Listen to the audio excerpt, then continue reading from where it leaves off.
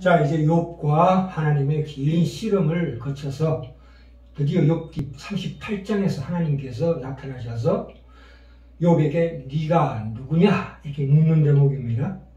아시다시피 욥은 야곱이나 요나처럼 본인이 잘못한 일에 대해서 어떤 사랑의 징계를 받는 것이 아니고 요셉처럼 말하자면 본인의 잘못 없이 원인이 없는 어떤 더 높은 차원으로 훈련받는 고난과 시련으로 하고 있는 상황입니다. 그렇죠? 자, 우리가 2차제에서 하나님께서 지금 무슨 말씀하고 계시냐 하면 그에 대한 직접적인 대답은 안 하시고 뜬금없이 창조 세계를 설명하고 계십니다. 말하자면 빛과 어둠, 또한 그 속에 있는 신비와 공포, 기쁨과 슬픔, 평화와 고난, 그리고 고통, 이기고 지는 것, 또 특별히 쓸모 있는 것과 쓸모 없는 것들을 나열하시면서 이제 욥에게 네가 누구냐고 묻는 대목입니다. 자, 우리가 생각해 봅시다. 태양이 아침마다 동쪽에서 떠오릅니다. 물론 실제로는 지구가 자전하지만 우리는 해가 떠오른다고 표현합니다. 그렇다면 하나님이 매일 아침마다 동쪽에서 해를 이렇게 띄우십니까? 아니면 천지창조 때 24시간마다 한 번씩 동쪽에서 떠오르라고 정하셨기 때문에 그 법칙에 따라서 매일 떠오릅니까? 창세기 1장 4절에서 5절에 보시면 하나님이 가라사대 말씀으로 빛과 어둠을 나누사 빛을 낮이라 칭하시고 어둠을 밤이라 칭하시니라 이렇게 말씀하신 것처럼 지금도 하나님께서 모든 자연세계를 손에 쥐시고 거기에다가 힘을 주고 간섭하시기 때문에 이 대우주가 활동하게 되는 것입니다. 아멘. 그 법칙, 그러니까 자연이 우리가 마치 옛날 시계 태엽을 일주일에 한 번 감아두면은 미리 정한 법칙에 따라서 스스로 돌아가는 게 아니고 하나님께서 지금도 끊임없이 순간마다 힘을 주고 간섭하시기 때문에 활동하는 것이다. 이것은 우리가 확실하게 머릿속에 새겨야 합니다. 지금 자연이 홀로 지가 알아서 돌아가는 게 아닙니다. 성경에는 초자연적인 사건들이 너무 많습니다. 그렇기 때문에 자연이 홀로 알아서 돌아가지 않는다는 사실입니다. 하나님은 어느 한순간도 이 역사와 우주의 운행에 관여하시지 않은 적이 없습니다. 그런데 우리는 하나님이 제일 먼저 처음 정한 그 법칙에 따라서 자연이 계속 움직인다고 생각합니다. 아닙니다.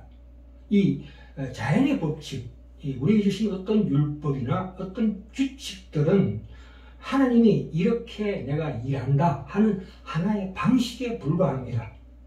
그러니까 거기에서 어떤 방해나 어떤 난제가 생겨도 그것을 반드시 해결하시고 포기하지 않으시고 거기에 하나님이 이루고자 하시는 그 목적에 도달하시고 이루실 것입니다. 그렇죠? 네. 그러니까 하나님께서 욥기 38장 1절부터 하시는 말씀이 뭐냐면 욥에게 너가 나와 대화하자, 우리 관계를 설명하고 있어요. 창조 세계에는 하나님과 대화할 수 있는 존재죠. 근데 욥은 하나님과 대화할 수 있는 관계다 이 말입니다. 자, 우리가 구원을 예로 들어서 한번 설명해 봅시다. 일부서 2장 12절 13절에 보시면 그 하나님의 은혜와 우리 책임을 같이 서술하고 있습니다. 보시다시피 자, 너희 안에서 행하시는 이는 하나님이시니 자기의 기쁘신 뜻을 위하여, 여기까지는 하나님의 은혜입니다. 그러니까 하나님 손에 달려있는 것이죠. 이건 은혜예요. 100%. 그런데 여기 분명히 보시다시피 너희로 소원을 두고 행하게 하시나니 그러므로 두렵고 떨림으로 너희 구원을 이루라 이렇게 말씀하고 계시는 대목입니다. 그렇죠? 물론 어디서 어디까지가 하나님의 은혜고 어디서 어디까지가 우리 책임이라는 것은 인간은 모릅니다. 그러나 확실한 것은 로마서 8장 30절에 말씀하시는 바와 같이 하나님께서 우리를 의롭다 칭하시고, 그렇죠? 칭의.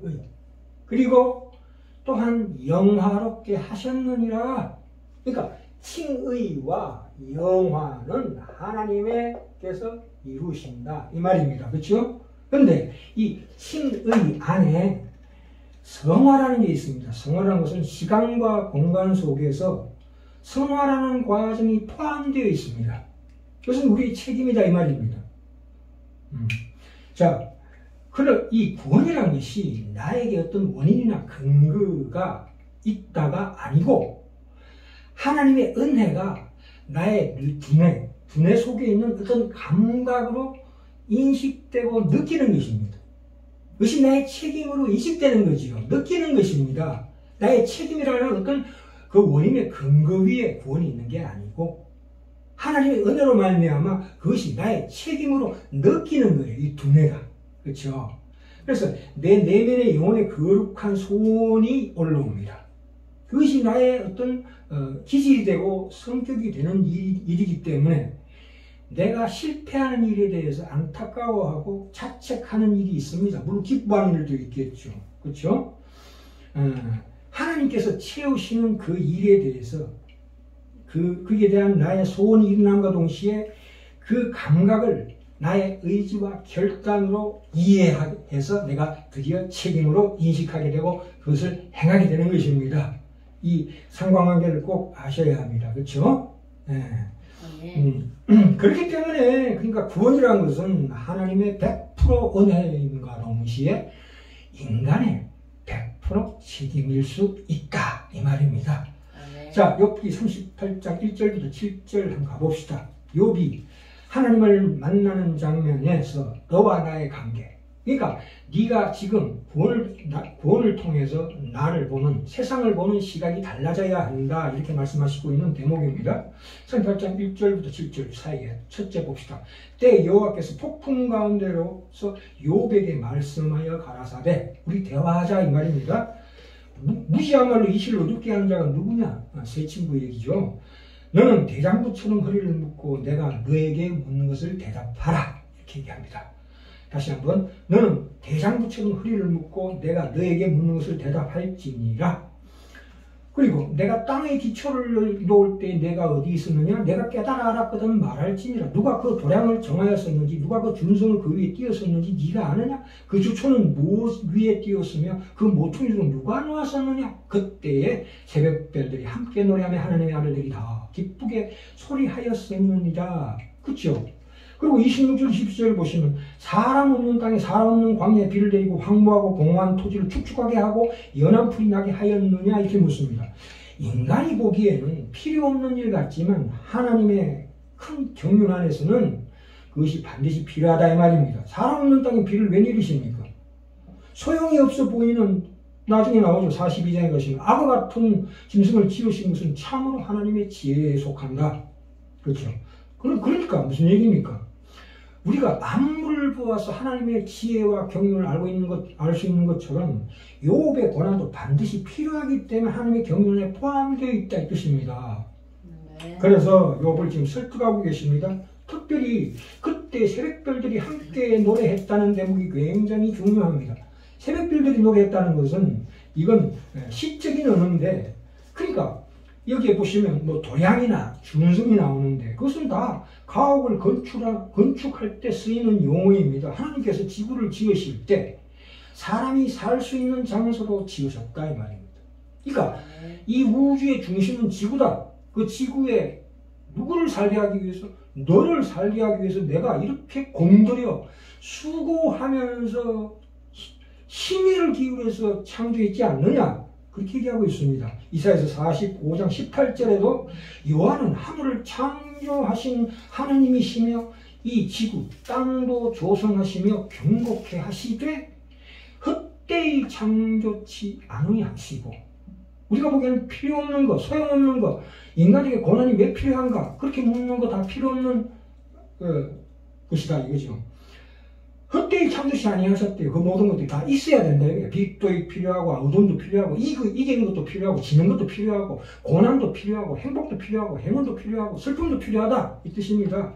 헛되이 창조시 아니시고 사람으로 거하게 지으신 자니라. 그렇죠? 창조세계의 모든 것, 네가 보기에는 소용없는 것들도 다 너를 위해서 있는 것이다. 아멘. 예.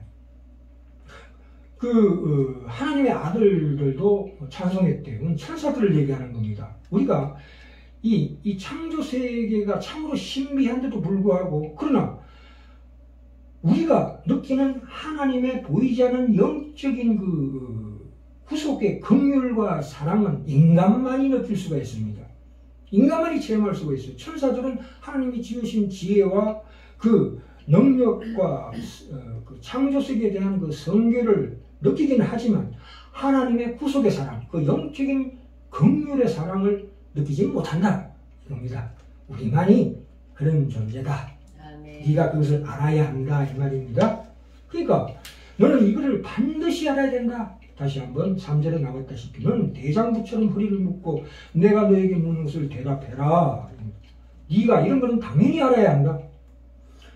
그래서 너는 더욱더 힘을 내고 용감하게 앞으로 더 앞으로 나아가야 한다 이겁니다. 이것이 구원의 완성으로 가는 길입니다.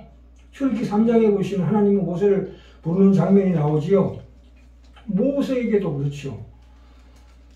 모세를 불렀습니다. 그랬더니 모세가 뭐라고 그럽니까? 떨겨나온 밑에서 모세가 하나님께 아뢰되 내가 누구가 안돼? 바로에게 가며 이스라엘 자손을 애굽에서 인도하여 내리니까 이렇게 묻는 대목입니다. 이것은 욥이 7장에서 하는 얘기가 똑같습니다. 7장에 뭐라고 나옵니까? 욥이 어려움을 당하자 고난을 당하자 뭐라고 그랬습니까? 사람이 무식한데 주께서 그를 크게 만드사 알고 있네요. 왜 이렇게 크게 만드셨나이까? 그에게 마음을 주시고 아침마다 번쟁하시며 순간마다 단련하시나이까? 주께서 내게서 눈을 돌이키지 아니하시는 내가 침을 삼킬 동안도 나를 놓지 아니하시기를 어느 때까지 하시리까? 그러니까 하나님께서 날마다 동쪽에서 해를 띄우는 그런 그 손길이 내게도 똑같이 미친다 이 말입니다. 그것보다 더 우월하게 월등하게 미치고 있다는 대목입니다. 그렇죠. 그러니까 무슨 결론이 뭐냐면 인간은 내가 지은 창조의 네가 주인공이다. 너는 나의 종이 아니고 아들이다 이겁니다. 아들이다. 욥은 주라고 그랬지만 오늘날로 해석하자면 그것은 아버지입니다.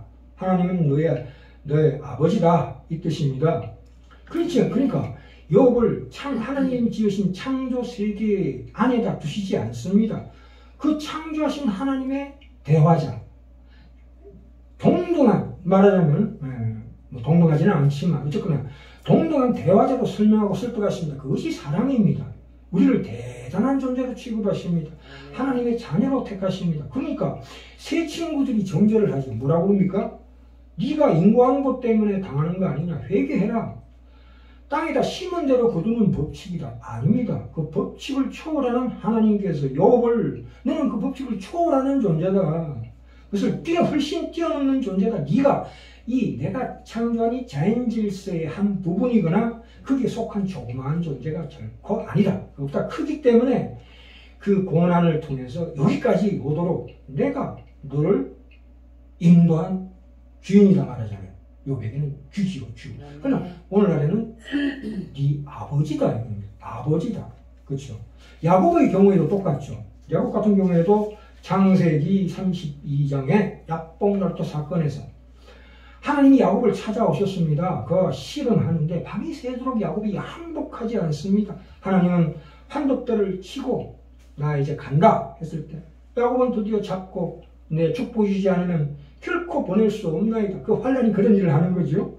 그래서 내가 하나님 묻습니다. 네 이름이 뭐냐? 야곱입니다. 아니다. 너는 다시는 야곱이 아니다. 너는 이스라엘이다. 무슨 뜻입니까?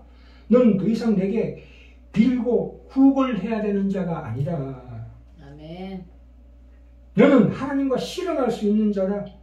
하나님과 실험해서 이긴 자다. 네가 누구냐? 그 신자의 품격을 얘기하고 있습니다. 그러니까 너는 대장부처럼 허리를 묶고 내게 대답해라. 너는 내 아들이다. 가슴을 펴라. 인간이 뭐냐? 너의 존재 가치가 뭐냐? 인생이 뭐냐? 이걸로 100년 살 인생으로 끝나는 존재는 아니다 이거야. 아니다.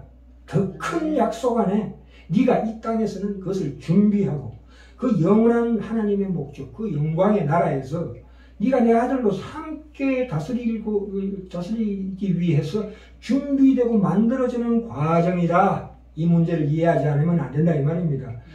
하나님께서 우리 안에 지금 만들려고 하시는 것이 과연 무엇인가?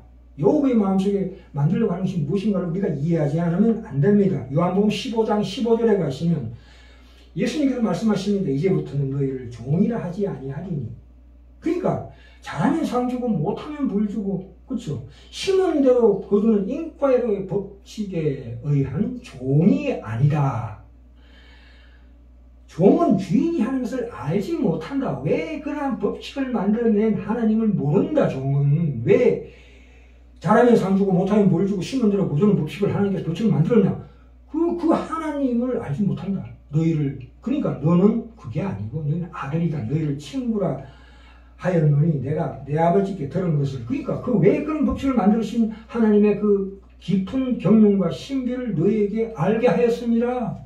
이렇게 얘기하는 대목입니다. 그러니까 하나님과 직접적으로 대화할 수 있는 관계다 이 뜻입니다. 담대하게 하나님 앞에 나올 수 있는 관계로 만드셨다. 그렇죠? 그래서 하나님께서, 그러니까 아버지께서 아들한테, 야, 네가 내 유산을 물려받으려면 욕도 안 해도 족도 안 해도 다 알아야 된다. 관리부터 경영부터 물류부터 다 알아야 된다 이 말입니다. 회장이 지 아들한테 뭔가 물려줄 때 다 알아야 되잖아요. 그것처럼 속속들이 얘기해 주시는 거죠. 그래서 드디어 욥기 42장에 가면 그 결론이 나옵니다. 욥이 뭐라고 그럽니까? 주여 내게 알게 하옵소서. 내가 주께 대하여 귀로 듣기만 하였사오나 이제는 눈으로 주를 배웠나이다. 그러므로 내가 스스로 거두어드리고 티끌과 제 가운데서 회개하나이다. 이렇게 나옵니다. 야, 이 구약의 욥의 고백 속에 오늘날로 말하자면 내가 이제 아버지를 배웁니다 하는 그 뜻입니다. 그죠? 주인을 뵙는 것이 아니라 나를 만드신 창조주를 보는 게 아니라 아버지를 뵙는다고 합니다. 이 놀라운 설명을 고린도후서 5장으로 가보시면 이렇게 나옵니다. 5장에